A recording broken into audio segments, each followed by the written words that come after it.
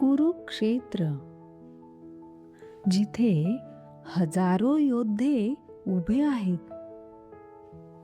पण सर्वात मोठं युद्ध हे बाहेर नाही, तर अर्जुनाच्या मनात सुरू आहे. अर्जुन म्हणतो,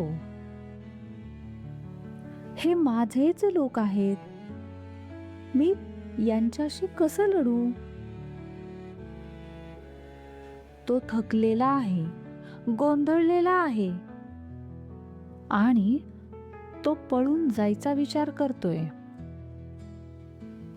तेव्हा श्रीकृष्ण म्हणतात, अर्जुना, पळून जाणं हा उपाय नाही.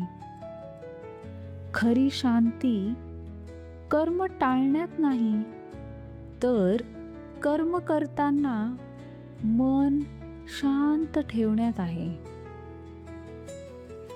कुरुक्षेत्र हे आपल्याही जीवनात आहे, जिथे आपण दररोज निर्णय घेतो, लढायचं की पळून जायचं.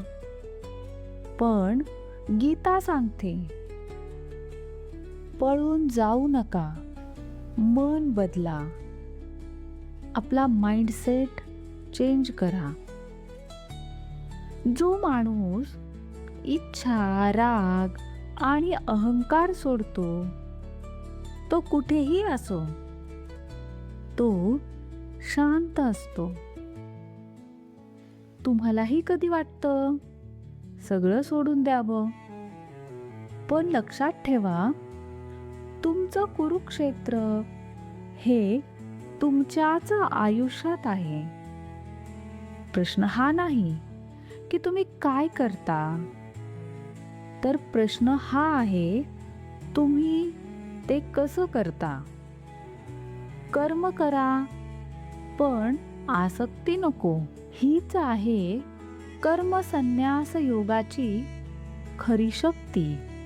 जर तुम्हालाही वाटत असेल हेच आमच्या आयुष्याचं कुरुक्षेत्र आहे, तर कमेंटमध्ये नक्की लिहा, मी तयार आहे.